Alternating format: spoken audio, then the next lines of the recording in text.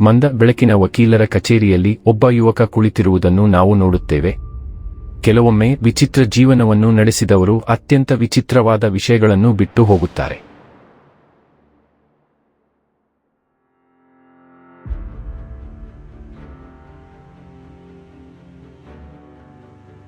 ಆಡ್ರಿಯನ್ ಎಂಬ ಯುವಕ ವಕೀಲರ ಕಚೇರಿಯಲ್ಲಿ ಆತಂಕದಿಂದ ಕುಳಿತಿದ್ದಾನೆ. ವಕೀಲರು ಅವನಿಗೆ ಸುಂದರವಾದ ಪ್ರಾಚೀನ ಗಡಿಯಾರವಿರುವ ಪೆಟ್ಟಿಗೆಯನ್ನು ನೀಡುತ್ತಾರೆ. ಅದರ ಮುಖವು ಸಂಕೀರ್ಣ ವಿನ್ಯಾಸಗಳಿಂದ ಅಲಂಕರಿಸಲ್ಪಟ್ಟಿದೆ ಮತ್ತು ಕೈಗಳು ಹಿಂದಕ್ಕೆ ಚಲಿಸುತ್ತವೆ. ವಕೀಲರು ಅವನಿಗೆ ಹೇಳುತ್ತಾರೆ ಅವರ ದಿವಂಗತ ಚಿಕ್ಕಪ್ಪ ಈ ಗಡಿಯಾರವನ್ನು ಅವರಿಗೆ ಹಸ್ತಾಂತರಿಸಬೇಕೆಂದು ಒತ್ತಾಯಿಸಿದರು. ಅವರ ಚಿಕ್ಕಪ್ಪ ಗಡಿಯಾರವು ಸಾಮರ್ಥ್ಯವನ್ನು ಹೊಂದಿದೆ ಎಂದು ಹೇಳಿದರು. ಆದರೆ ಆಡ್ರಿಯನ್ ತನ್ನ ಚಿಕ್ಕಪ್ಪನನ್ನು ಚೆನ್ನಾಗಿ ತಿಳಿದಿರಲಿಲ್ಲ ಅಥವಾ ಉಡುಗೊರೆಯನ್ನು ಅವನು ಅರ್ಥಮಾಡಿಕೊಂಡಿರಲಿಲ್ಲ. ಆದರೆ ಅವನು ಶೀಘ್ರದಲ್ಲೇ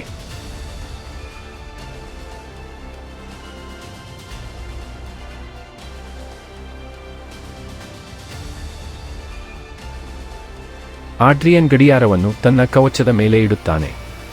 ಅದು ಹಿಂದಕ್ಕೆ ಟಿಕ್ ಮಾಡುವುದನ್ನು ಅವನು ಗಮನಿಸುತ್ತಾನೆ, ಆದರೆ ಅದನ್ನು ವಿಚಿತ್ರವೆಂದು ತಳ್ಳಿಹಾಕುತ್ತಾನೆ. ಆ ದಿನದ ನಂತರ ಅವನು ಒಂದು ಪ್ರಮುಖ ವರದಿಯ ಮೇಲೆ ಕಾಫಿಯನ್ನು ಚೆಲ್ಲುತ್ತಾನೆ. ನಿರಾಶೆಗೊಂಡ ಅವನು ಸಹಜವಾಗಿಯೇ ಗಡಿಯಾರವನ್ನು ಟ್ಯಾಪ್ ಮಾಡುತ್ತಾನೆ. ಸಮಯವು ಕೆಲವು ನಿಮಿಷಗಳ ಕಾಲ ಹಿಂದಕ್ಕೆ ಹೋಗುತ್ತದೆ, ಆದರೆ ಈ ಬಾರಿ ಕಾಫಿ ಚೆಲ್ಲುವುದಿಲ್ಲ.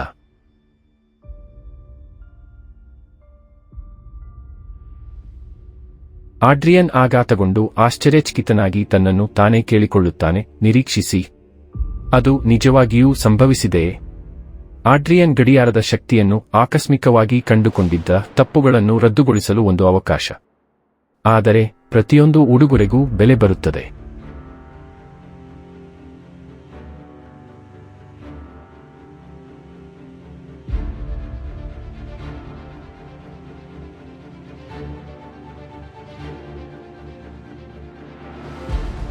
ಆಡ್ರಿಯನ್ ಪ್ರಯೋಗವನ್ನು ಪ್ರಾರಂಭಿಸುತ್ತಾನೆ.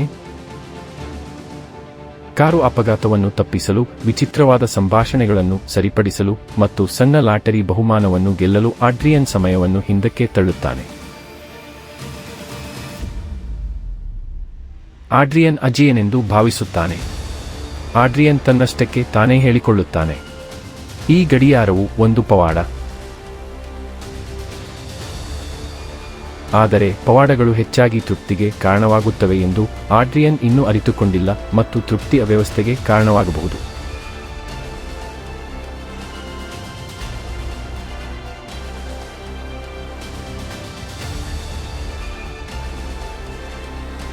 ಆಡ್ರಿಯನ್ ತನ್ನ ಸ್ನೇಹಿತನೊಂದಿಗಿನ ವಾದವನ್ನು ಸರಿಪಡಿಸಲು ಸಮಯವನ್ನು ಹಿಂದಕ್ಕೆ ತಿರುಗಿಸುತ್ತಾನೆ. ಆದಾಗ್ಯೂ ಸ್ನೇಹಿತನು ದೂರದಿಂದ ವರ್ತಿಸಲು ಪ್ರಾರಂಭಿಸುತ್ತಾನೆ, ಅವರು ಹಂಚಿಕೊಂಡ ಬಾಂಧವ್ಯ ದುರ್ಬಲವಾಗಿದೆ ಎಂಬಂತೆ. ಗೊಂದಲಕ್ಕೊಳಗಾಗಿರುವಂತೆ ತೋರುವ ಆಡ್ರಿಯನ್ನ ಸ್ನೇಹಿತನು ಅವನಿಗೆ ಆಡ್ರಿಯನ್ನನ್ನು ಇನ್ನು ಮುಂದೆ ತಿಳಿದಿಲ್ಲ ಎಂದು ಭಾವಿಸುತ್ತಾನೆ ಎಂದು ಹೇಳುತ್ತಾನೆ.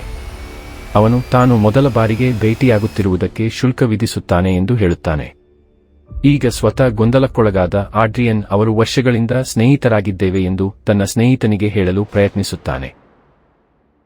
ಗಡಿಯಾರವು ಆಡ್ರಿಯನ್ಗೆ ಗಡಿಯಾರ ಮಾಡಿದ್ದೆಲ್ಲದಕ್ಕೂ ಬೆಲೆ ಕೊಡುವಂತೆ ಮಾಡಲು ಪ್ರಾರಂಭಿಸಿತ್ತು. ಪ್ರತಿ ಬಾರಿ ಹಿಂದಕ್ಕೆ ಸರಿಯುವಾಗ ಗಡಿಯಾರವು ಕೇವಲ ಘಟನೆಗಳನ್ನು ಮಾತ್ರವಲ್ಲದೆ ಆಡ್ರಿಯನ್ನ ಜೀವನದ ತುಣುಕುಗಳನ್ನು ಸಹ ತೆಗೆದುಕೊಂಡಿತು.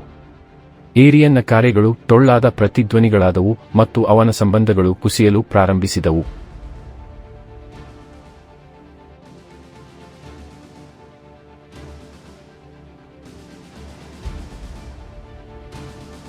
ಆಡ್ರಿಯನ್ ಕನ್ನಡಿಯಲ್ಲಿ ನೋಡುತ್ತಾನೆ ಮತ್ತು ಸೂಕ್ಷ್ಮ ಬದಲಾವಣೆಗಳನ್ನು ಗಮನಿಸುತ್ತಾನೆ.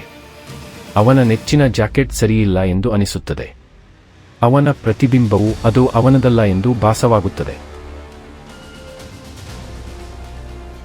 ಡೇಟಿಂಗ್ ಸಮಯದಲ್ಲಿ ಮುಜುಗರದಿಂದ ತಪ್ಪಿಸಿಕೊಳ್ಳಲು ಆಡ್ರಿಯನ್ ಮತ್ತೆ ಗಡಿಯಾರವನ್ನು ಹಿಂದಕ್ಕೆ ತಿರುಗಿಸುತ್ತಾನೆ, ಆದರೆ ಹುಡುಗಿ ಅವನನ್ನು ಇನ್ನು ಮುಂದೆ ಗುರುತಿಸುವುದಿಲ್ಲ. ಹುಡುಗಿ ಅವನನ್ನು ಅಪರಿಚಿತರೊಂದಿಗೆ ಕುಳಿತಿರುವಂತೆ ನೋಡುತ್ತಾಳೆ. ಅವಳು ಅವನನ್ನು ಕೇಳುತ್ತಾಳೆ, ನೀನು ಯಾರು? ಹುಡುಗಿ ಅವನನ್ನು ಗುರುತಿಸುವುದಿಲ್ಲ ಮತ್ತು ಅವರು ಮೊದಲು ಎಲ್ಲೋ ಭೇಟಿಯಾಗಿದ್ದೀರಾ ಎಂದು ಆಡ್ರಿಯನ್ನನ್ನು ಕೇಳುತ್ತಾಳೆ. ಗಡಿಯಾರವು ಕೇವಲ ತಪ್ಪುಗಳನ್ನು ರದ್ದುಗೊಳಿಸುವುದಿಲ್ಲ ಎಂದು ಆಡ್ರಿಯನ್ ಅರಿತುಕೊಂಡನು. ಅದು ಸಮಯದ ರಿವೈಂಡ್ ಕೇಳಿದ ವ್ಯಕ್ತಿಯ ಜೀವನದ ಕೆಲವು ಭಾಗಗಳು ಮತ್ತು ನೆನಪುಗಳನ್ನು ಅಳಿಸಿಹಾಕಿತು.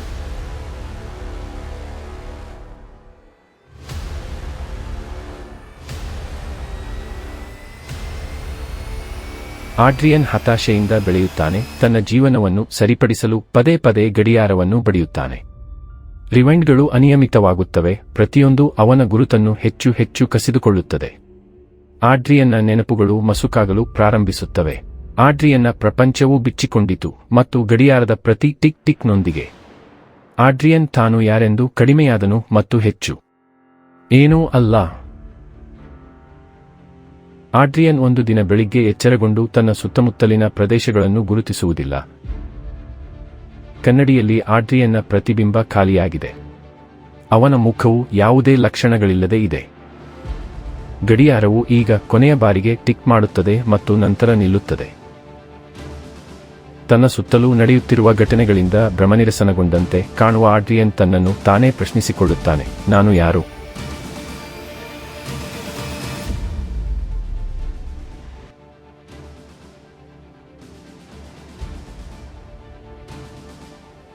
ಆಡ್ರಿಯನ್ ಕತ್ತಲೆಯಾದ ಖಾಲಿ ಜಾಗದಲ್ಲಿ ತನ್ನನ್ನು ಕಂಡುಕೊಳ್ಳುತ್ತಾನೆ. ಆಡ್ರಿಯನ್ ತನ್ನ ದಿವಂಗತ ಚಿಕ್ಕಪ್ಪನ ಧ್ವನಿಯನ್ನು ಹೋಲುವ ಧ್ವನಿಯನ್ನು ಕೇಳುತ್ತಾನೆ. ಆ ಧ್ವನಿ ಅವನ ಸುತ್ತಲೂ ಪ್ರತಿಧ್ವನಿಸುತ್ತದೆ. ಆ ಧ್ವನಿಯು ಆಡ್ರಿಯನ್ಗೆ ಸಮಯವು ಮಧ್ಯಪ್ರವೇಶವನ್ನು ಕ್ಷಮಿಸುವುದಿಲ್ಲ ಎಂದು ಹೇಳುತ್ತದೆ. ಆಡ್ರಿಯನ್ ತನ್ನ ತಪ್ಪುಗಳನ್ನು ಅಳಿಸಲು ಪ್ರಯತ್ನಿಸುವ ಮೂಲಕ ತನ್ನ ಜೀವನದ ಕೆಲವು ಭಾಗಗಳನ್ನು ಅಳಿಸಿಹಾಕಿದ್ದಾನೆ ಎಂದು ಹೇಳುತ್ತದೆ. ಆಡ್ರಿಯನ್ಗೆ ಸಮಯವನ್ನು ನಿಯಂತ್ರಿಸಲು ಬಯಸಿದ್ದಾಗಿ ಧ್ವನಿ ಹೇಳುತ್ತದೆ, ಆದರೆ ಸಮಯವನ್ನು ನಿಯಂತ್ರಿಸುವುದು ಉಚಿತವಲ್ಲ.